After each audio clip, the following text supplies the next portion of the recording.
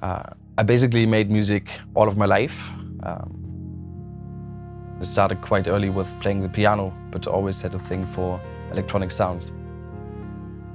And I wanted to bring all these things to my live shows. And I actually don't know how to play DJ sets. I never learned that. I want to play my own music and let the music speak.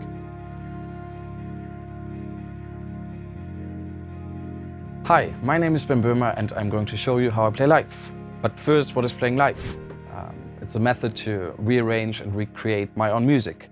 I'm using a digital and analog setup to affect all these little elements of my tracks. So this gives me the possibility to react more in the moment, to create something new, something special for the night. So let me show you what that means.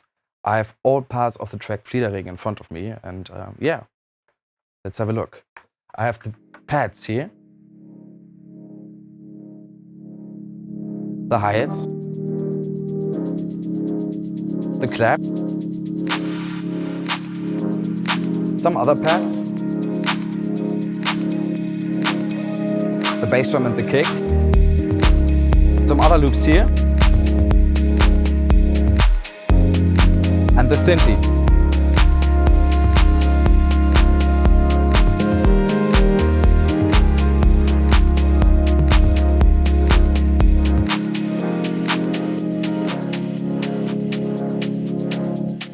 Yeah, let's have a look into Ableton.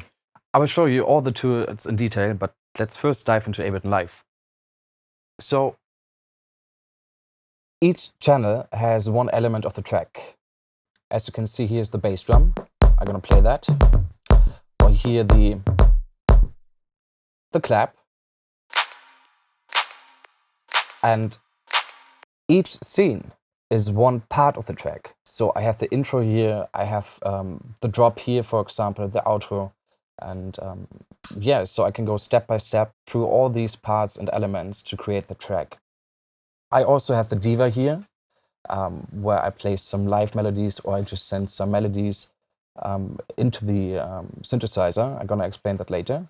And I also have a group to make transitions, and another group for some drum samples I like to use, but I'm gonna explain that later. I really love to use Ableton Live as it's a very intuitive way to prepare a live set. Ableton Live was actually made to create live sets, and in this session view, you can create everything vertically, and you have a great matrix to have a look on everything what is going on there. So it's pretty comfortable to have all these different parts in front of me. For example, a DJ has one file, and I can play with all these things separately. On each channel are some effects. I don't go crazy with effects. For example, on the bass drum here's a low cut or a high cut, which sounds like that. And for the bass, I have also a low cut. For this bass line, it's also pretty nice to add a delay, which I have here. And yeah, for the theme, I have pretty much the same. Also some delays and reverbs here. My analog reverb, the Eventide reverb, I'm gonna explain that later. And yeah, these are the effects I'm using on each channel. But I really love to work with send effects. For example, I have a really long reverb tail here with a decay time of 7 seconds and a little saturation. It has a really nice reverb tail, and it's also nice to make some transitions and big build-ups. I like it when it's really long. Also some delays and the Eventide reverb. On the second send, I'm using just a simple ping-pong delay. And on the third send, I'm working with the Eventide space. On my master, I just have an equalizer to make some low cuts. I have a glue compressor to make it more tight, and a limiter. As I don't master my tracks, I needed to make a little master change to make everything more tight. I also play with the diva. This is my synthesizer where I play melodies, or I just send melodies inside. Here you can see the Midi notes. And to make it more tight, I also have a compressor here, a little delay, and a sidechain, which is sidechain to the kick. Here I have a group, a transition group. I'm gonna explain that later, but it helps to make easy transitions. In this group, I have some signature loops, which I'm controlling with the Akai Midimix. So here are basically just some loops.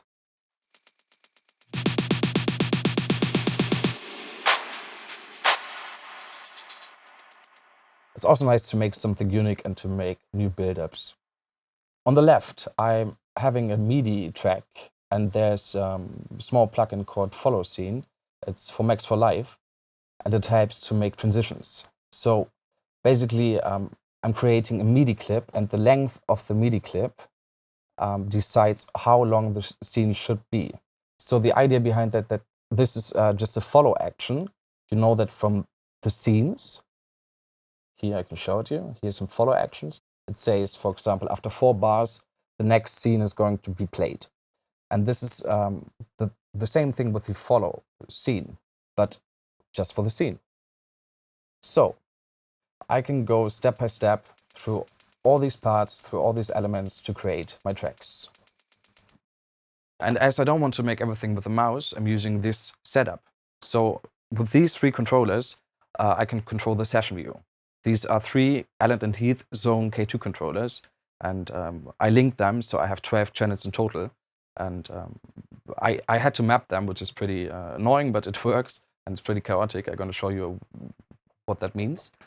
If you open the MIDI control area, you can just control a fader to one parameter. For example, you just need to click this fader and move this channel here, so it's already linked. And I did that for all those little parameters. So I have the session view here. I have my bass drum here, the bass line, claps, hi-hats, vocals. I can control the diva here, the transition group, the master. And it makes it pretty easy to control every part of my track in Ableton Live. And I really, really like it because there are long faders and pretty nice knobs. No endless knobs, which I don't like, because I can see that they're at 100% here, which is good. Especially when it's dark, like in clubs. It's difficult to see that, and I can do that here.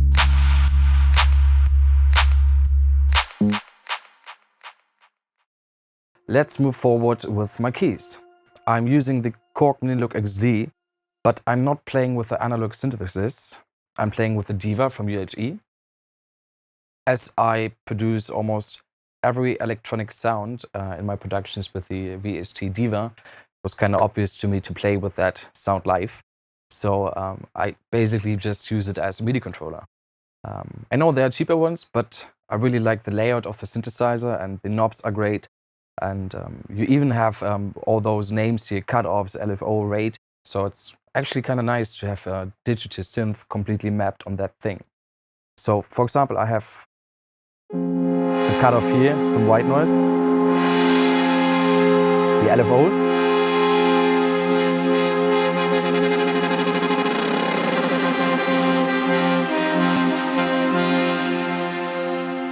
and yeah, it's pretty fun to play with that. You just have to MIDI map that. I already showed you how that works with the Allen & Heath, but I can do that here again. For example, if I want to map the glide, I just click on the glide here and the Diva and just move one button here. I take this one. So it's linked, and the glide.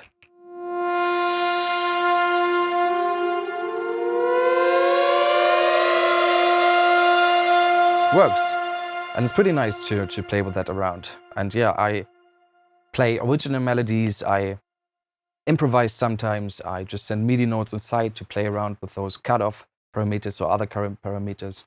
Yeah, it's pretty fun. I know MIDI mappings can be pretty frustrating sometimes, and it's pretty chaotic, as you can see. But once you did it and it works, it's pretty stable. Let's check out the reverb. This is an analog pedal, and it's an analog reverb actually. It's actually not just a reverb, there's a delay inside, there's a harmonizer, there are different effects inside. And I really love it. Let me show you how that sounds. For example, with the Diva. As you can hear, this preset is a harmonizer. You can hear those small overtones over there. It's pretty beautiful. Or for the pads, maybe another preset. I really like this one. It's a really long reverb tail. Beautiful. And yeah, you can also do some weird stuff here. And change the parameters.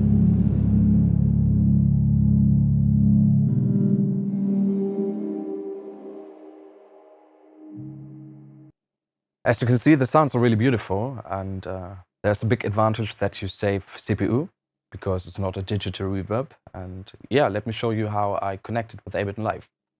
I have it on a send, on number C, and I integrate it with the external audio effect plugin. So the computer is sending the audio signal to the interface, and the interface is sending the signal to the reverb.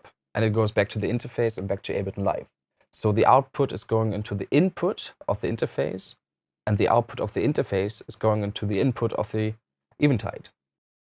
So it's pretty comfortable to use, and I have it on a send, and I can just turn up the send, for example, on this element, and I have the reverb here. I'm gonna solo add.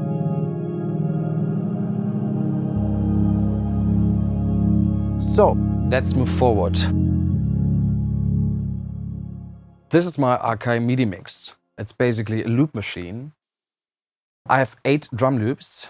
It helps to make something unique in the moment, to make some new transitions with a classic snare roll. And these clips are looped the whole time. So they start in the beginning, and I just turn them up at the moment I need them. So let me show you how that works. I'm gonna play the intro of Fliederregen without the snare roll, and can include some hi-hats.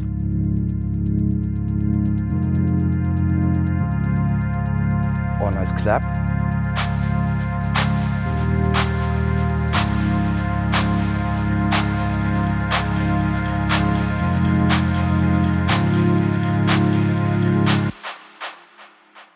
So, this is my little loop machine.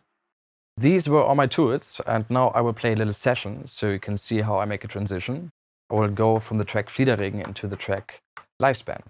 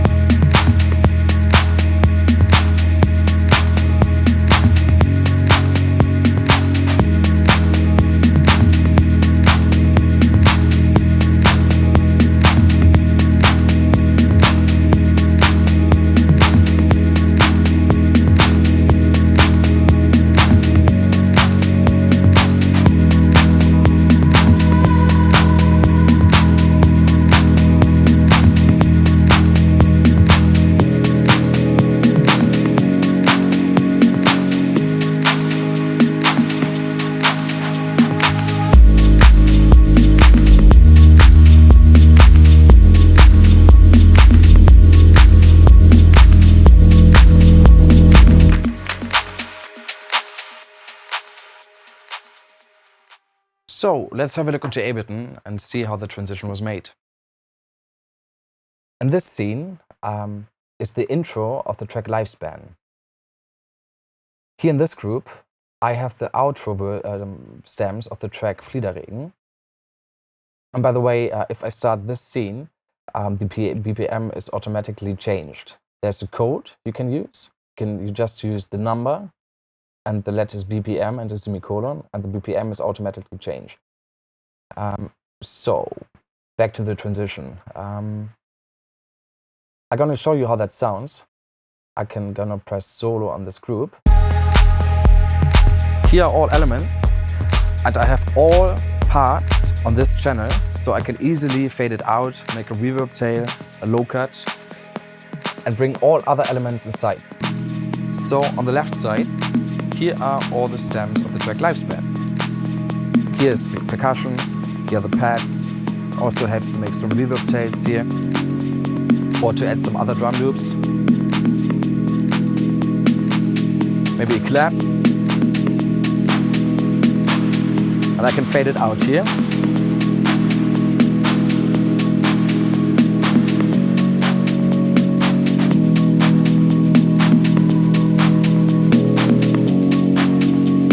And bring the track Lifespan inside.